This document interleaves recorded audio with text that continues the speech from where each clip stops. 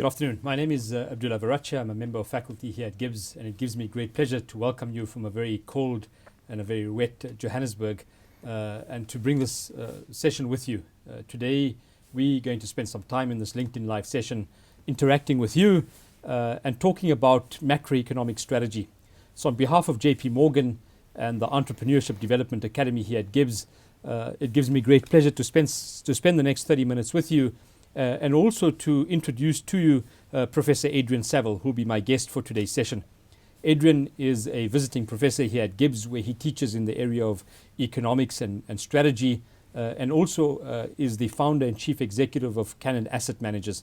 Adrian has been a colleague of mine for over 10 years at GIBS, and really a colleague that I've come to really value and appreciate in terms of his insight, in terms of the contribution that he makes, firstly at a company level, but also at a country level, and also for, I think, the significant amount of work that he does in this area of macroeconomics and also strategy. And so without much further ado, I'm going to hand over to Adrian. The format of the session will be as follows. Adrian will spend the next 15 to 20 minutes giving you some thoughts and some perspectives in terms of where he sees the contextual environment from a strategy perspective. At the same time, I'll take all of your inputs, your perspectives into account. I'll put that together, and then I'll spend some time bringing you into the conversation as we engage and connect and interact with Adrian over the next 15 minutes after that. We do the session every week, as you know, from 1:30 to 2, and it's always live, but we'll also have the recording of today's session in all of our social media platforms. So without much further ado, Adrian, it's a pleasure to have you with us. Thank you for spending some time with us today, and thank you for providing your valued contribution. Thanks, Abdullah. It's good to be with all of you this afternoon, as Abdullah says, from a very, very cold Johannesburg. We've moved far enough into the environment now that we can get out of the business of shock and awe and start paying far more substantial attention to recovery. It's resilience that's got us into this aspect of the conversation. And so attention, if we take guidance from other economies that went into COVID-19 ahead of us, that have started to come out, we can take guidance from them, lessons from them, and also interpretation of our own circumstance and environment to talk about what the next part of 2020 looks like. First piece of data that I want to share with you is just where are we in terms of expectations for the headline economic result for 2020. And coming into the year, the expectation was that the South African economy would deliver rather feeble growth, just under 1%, and there was lots of hand-wringing and complaining. I belonged to that cohort, muttering that this was another year of rather anemic growth, that it was below population growth. It would be another year in which per capita incomes went backwards, and that needed to be contrasted against world economic growth of 3%. I think we would now take that result with both hands, that with the benefit of hindsight, that would be a good outcome. Instead, the impacts of COVID-19 are likely to see the world economy not grow by 3%, but shrink by 3%. The South African economy, instead of the just shy of 1% growth, is likely to come in with something like a minus 8% growth rate if we take the South African Reserve Bank's number, and if we take a broader consensus amongst private sector economists, the number starts to go into double digit. Any way you dress it up, this is the sharpest decline that the South African economy has on record, and it starts to manifest in a range of ways. One of the most obvious is in terms of headline macroeconomic indicators such as a budget deficit. And the budget deficit looks like it'll come in at about 13% of GDP. That is an extraordinary number. It puts ammunition into the ratings agency's decision to downgrade South Africa, and it in turn forces South Africa to head to quite likely international funders to help us walk through this very slow growth and deep deficit environment. When we move from those headline macroeconomic numbers into the implications for business, one of the pieces of data that we can, I think, take guidance from is the implication of the economy for company earnings. And the next piece of data that I want to show you is a survey that we've been running for more than 20 years. It's the relationship between world economic growth and the bottom line performance of all of the companies that make up the MSCI All World Index. So this is thousands of large companies across industries, across geography, multi-currency. And the relationship isn't quite one-to-one, but it matches fairly closely. In the language of statistics, it rhymes. From this, we can infer that about 2/3 of company performance is explained by what's going on outside the room, the macroeconomy. And with the world economy going into a -3% result, the impact for companies is likely to be -50% in terms of earnings growth or earnings shrinkage. It's an absolutely staggering number.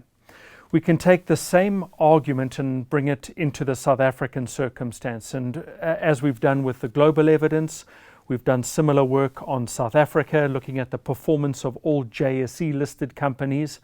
And I appreciate that this conversation is about mid and smaller sized businesses. We'll come to that in a moment. But we can take guidance from this.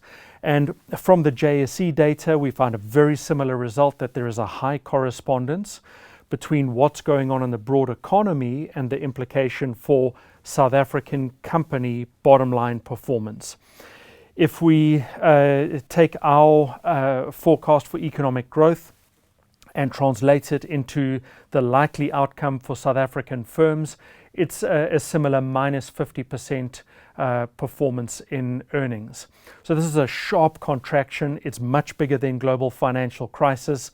It's deeper and it's longer. There are, for South Africa, I think, some redeeming features or some sources of perhaps it's sweeping to suggest silver lining, but yeah, maybe redeeming features is the right term. And redeeming features would take the form of, I've got this on the next slide in an animation, that we have a large number of listed companies that sit in, I'll use inverted commas here, good geographies that have got more resilience, China being most obvious, and that would feed through to the likes of Naspers, which makes up a large part of our listed earnings base. A second redeeming feature is that the commodity market, which went into intense pressure in March and early April, has actually rebounded, displaying some quite remarkable buoyancy. And a large part of the JSE footprint will derive earnings from that. And that has spillover and multiplier implications.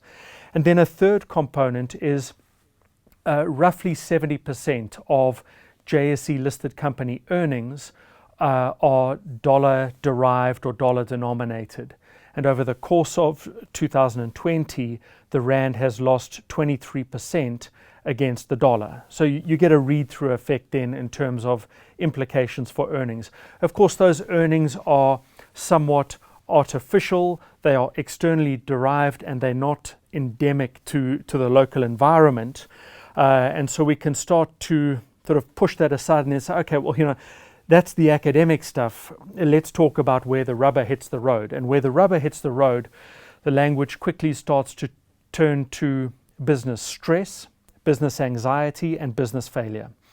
And we've got a number of large companies that have gone into business rescue. There's a couple of examples on the slides here. Edcon being a headline example, SAA getting a lot of airtime, and as recently as yesterday, a speculation that that business might be rescued with a 26 billion bailout.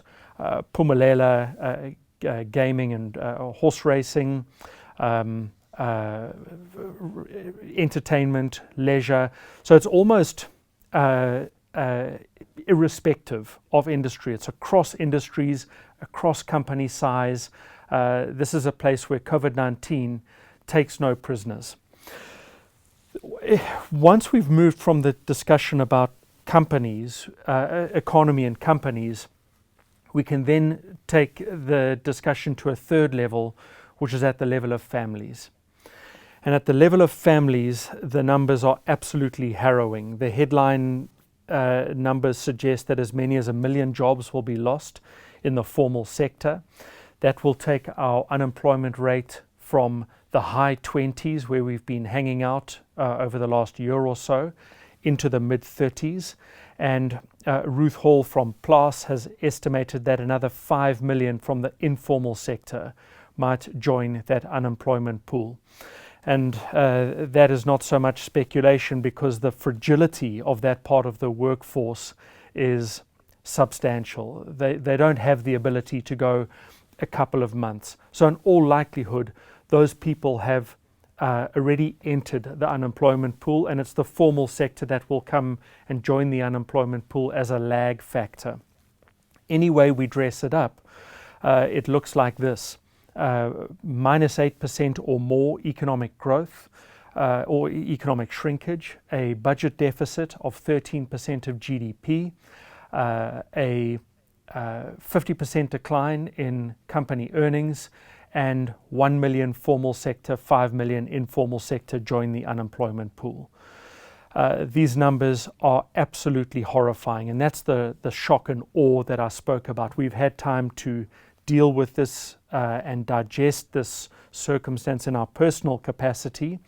We know that the implications are different across industry, and here I've got a little cluster map for you that shows you by population of the pie charts which industries are likely to experience greater impact. By now already, we also know this by now. We know that it's leisure, it's food services that have felt the greatest impact, and that some parts of the economy have enjoyed a degree of immunity. What I think what's notable in moving into a discussion about where to from here is, if these are the circumstances that we're dealing with, what do we do, or what does it look like from here? And in the balance of the time that I've got to talk to the slide deck with you, I'd like to talk to two things. The first is the shape and nature of the recovery, and the second is the shape and nature of our individual and business responses. So what is the environment going to do to us, and what can we do back? My sort of cheesy throwaway would be, that's the MBA in 10 minutes, is what's the macroeconomic implication? How are we going to be impacted? And then strategically, what can we do back to establish resilience, buoyancy, and participate in recovery? So first, from the top-down perspective, what does the environment look like for the second half of 2020? Well, the column charts that I've got on this next slide show the extent of the stimulus, of the policy stimulus provided under the global financial crisis, and then by comparison, the policy stimulus across a range of countries provided under COVID-19. And the stimulus under COVID-19 absolutely towers over the stimulus provided under global financial crisis. And when we were in global financial crisis, we were talking about extraordinary measures, massive stimulus.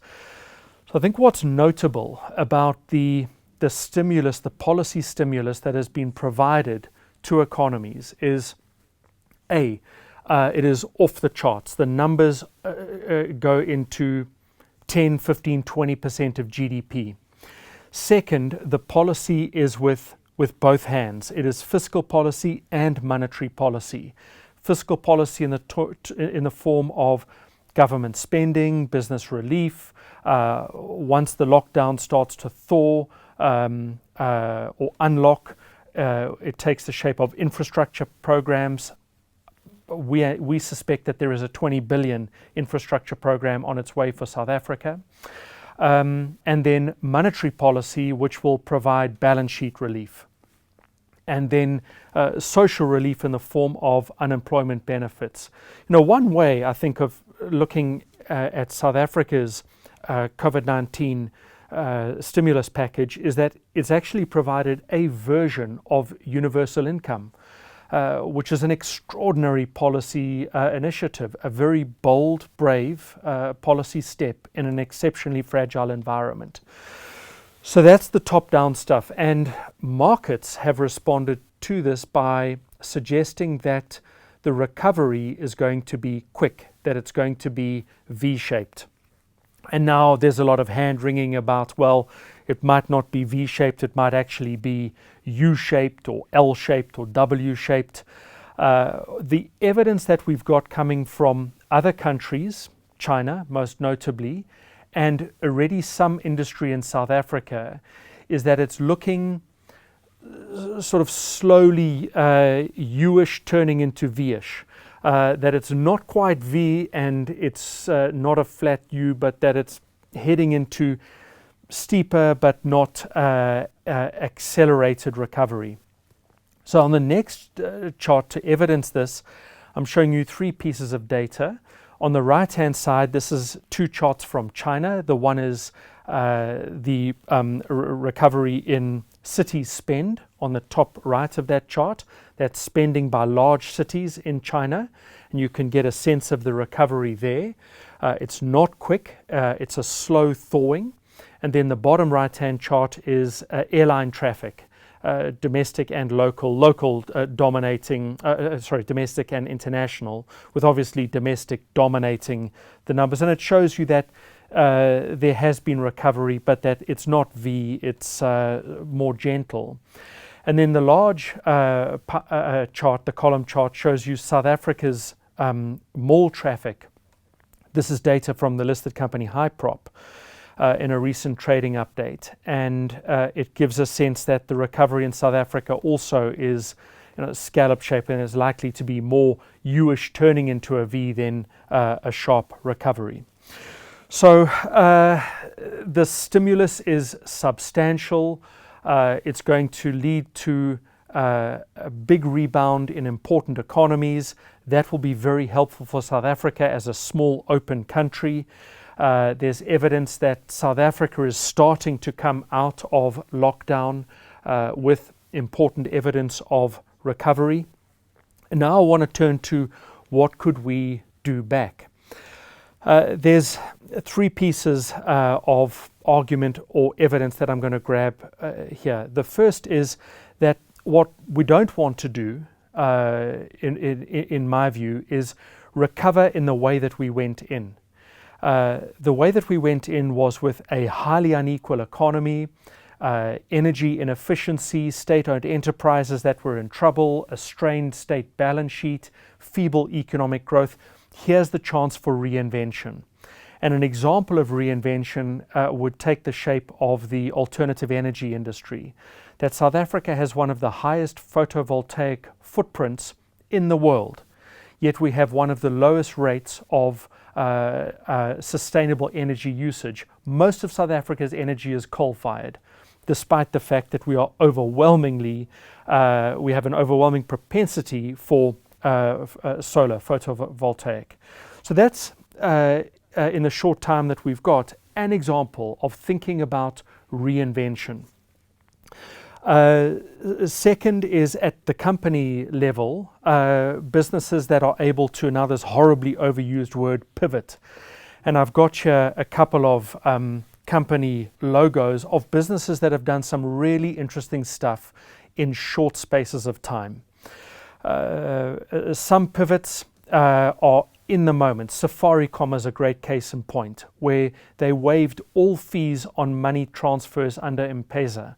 Now that's going to be very expensive for them in the immediate term. And it looks exceptionally expensive and very, very inefficient. But what it does is it buys deep customer loyalty It builds deep pits of customers that will stick with them for this commitment to the relationship. Zipline, which is delivering pharmaceuticals in Ghana and Rwanda using drones. Leon, the food business in the restaurant business in the UK, turns all of its restaurants into food stores and looks after not just their own immediate business but all of their supply chain through that pivot. That's I think an extraordinary swift turn. AB InBev with alcohol as a sanitizer as opposed to alcohol going into beverages, and Best Western, which made their hotel rooms available to medical staff. So these are examples of ways in which businesses have been able to turn in the moment, and now it's about how do we turn into the new environment. And so I've got as a last picture two images, the one of the Battle of Iwo Jima and the other of rowing activity. And these are references to what we can do in our businesses, because in our businesses we find ourselves, the reference to Iwo Jima is not to sort of aggrandize battle, but we find ourselves in the fog of war, in crisis, in exceptionally difficult circumstances. And in that environment, it is the strength of the team that shines through. And by now, I would venture, you know in your teams who is in the battle with you, who is at war with you, not against you. Pull that in close, and this is how we start to turn macro environment into bottom-up business strategy. War is an environment in which the outcome is impossible to predict. It's hard to know. You're speculating, you're anticipating what the enemy might do or might not do. You don't quite know what they've got tucked in the wings or hidden as a second wave, to use the COVID analogy. And then the rowing reference is to emphasize that any form of recovery in your business is a team sport. It's not about you as the leader. You're not in this alone. And here, some aspects I think are invaluable. The first is, if you're going to thrive in rowing, it's about coordination. And coordination requires communication. And who should you be communicating to? Communicating to and with your team, communicating with your suppliers, with your customers, constant communication, and then letting them communicate to you, listening carefully to the environment. We get this again and again from our studies of teams that are effective and successful, is their sensitivity and their attentiveness to not only communicating clearly and effectively, but listening to what that environment is telling them back. Recognizing that different parts of the team bring different skills and different attributes, that your position in the boat is going to give you a different capability, and that there might be headwinds, there might be tailwinds. In my own business experience, having taken a financial services company, an investment firm, through the global financial crisis of 10 years ago, I can tell you we've done some hard yards in our life. And one of the things that really struck me and has stuck with me through that experience is what happens when you get into the industry of honest communication with your suppliers and with your customers, and how they quickly turn from being a feared enemy to an extraordinary ally. So the environment is tough. I think the second half of the year looks better than the first half, and touch wood, it's filled with far fewer shocks and surprises than we ever imagined at the start of the year. And I think that these strategic aspects that I've given in the closing comments are things that we could pull into our individual businesses to help us navigate and negotiate into this recovery and return to economic buoyancy and I won't say the new normal. I think it's new. Lovely. Much. I think Thank you, Abdullah. some excellent inputs. I want to actually bring some of our participants into this conversation. And the one, perhaps you've talked about different forms of a recovery, perhaps an element of a U, some parts of a V. People talk about this Nike type of swish of a recovery. But Gao Balora argues that what we've seen and currently happening in Beijing at the moment is the resurgence of COVID, and then a resurgence in terms of this lockdown and the imperative. And the view there that's the W. It's a W, right? Yeah. And so the view then is how do we actually look at the recovery when we've got elements of opening the economy up, closing off, opening up, locking down again, and do you see that as potentially becoming more disruptive in this environment? So that brings uncertainty. That puts into our boat race a headwind, another headwind, and turbulence into the water. So what should we be doing in that environment? We should be pulling in all of the tools and aspects that we have developed and started and built coming into this circumstance, the things that we've learned in the last couple of months, equip us to deal with that second wave. As it stands, it looks like there is a reasonably good chance of this second wave response, and then that puts us into W territory. Right. So linked to that, and it's a question from Zelda, one of the trends that we've seen as a result of COVID is a shift in terms of supply chains. And one of the things we've started to see in countries is a movement towards more of a dependency on local supply chains, so buy local. And her question is very much, do you see this as potentially a short-term trend or something that's going to change consumer behavior in the long term that could be particularly beneficial for Africa? And she talks about a Z-shaped type of recovery. I think that's a really interesting aspect, and that's what I would reference with the new. Right. And you and I have spoken about this, that this could actually be a dawning of an entirely new epoch of industrialization, that it brings in the importance of disaggregated supply chains, mitigating risk by having multiple suppliers, closer to home suppliers, and that would position parts of the Pan-African economy as a very viable manufacturing base. Yeah, large population, low labor costs, geographically, strategically positioned. Lovely. Proximity to ports, etc. 100%. Yeah. So Adrian, I think we've got lots of great feedback in terms of your concept of pivot, proactive adaptation.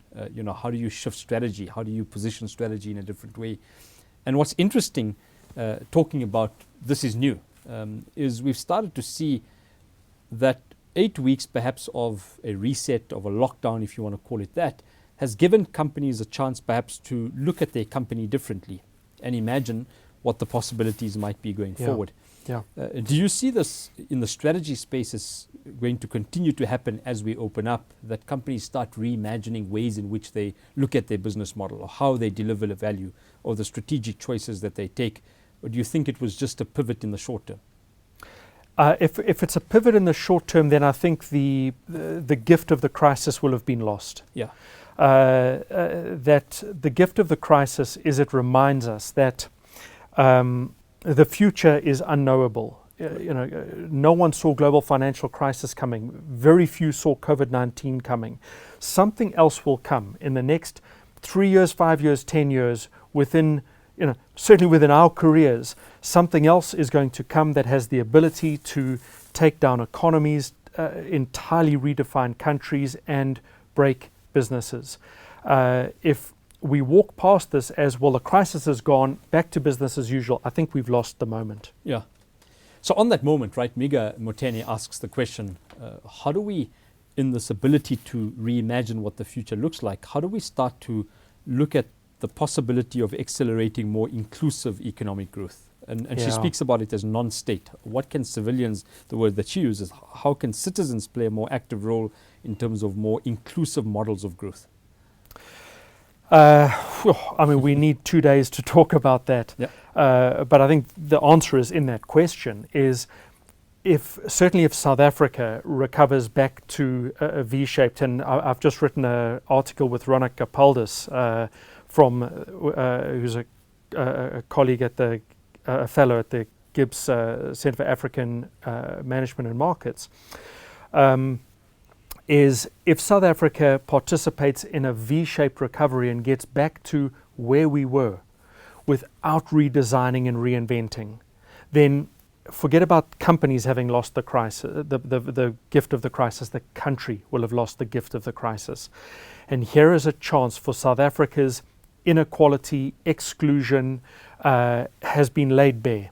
If we haven't seen that in this environment, then we are asleep at the wheel. So it's a public and it's a private initiative. It's not their work, it's our work that we have to do as a collective. And South Africa's recovery has to take the shape of different form, different engagement. It must take the shape of inclusive growth. And there is lots of ways in which we can do that. Some examples are in that note if anyone wants to go and look it up. We've given a couple of examples of how that growth might look, taking on a completely different shape and form. Lovely. I think, Adrian, what we'll do is we'll put the link of that note onto the platform here. I want to maybe, I know time's always short, but really take the opportunity to thank you for your insights, for your contribution, and then thank all of you for participating in the session, for your valued contribution. I think there's been a number of questions as to whether the recording will be available. Yes, we'll put it onto the YouTube channel that we have as GIBS. And then also we've got an email address, smmehelp@gibs.co.za, if you've got any further questions. What we'll do is also put the link in terms of that article that Adrian and Ronak have written together. And really, this is an opportunity for us to continue to engage and interact. As I said in the beginning, JP Morgan and the Entrepreneurship Development Academy here at GIBS have come together in a 10-part series to really look at how do we add value and contribute to small business owners and leaders in the small business environment to think about ways in which we can contribute to your business, its sustainability. And so this is the fourth of a 10-part series that we put together. So I'll be with you again next week from 1:30 to 2, where we'll talk about leadership and specifically contextual leadership with Professor Karen Skeppers, who's also a colleague here at GIBS. I want to thank you for spending the last half an hour with us, and also thank JP Morgan and the team here at GIBS for putting these sessions together. I wish you a good rest of the day. Thank you very much.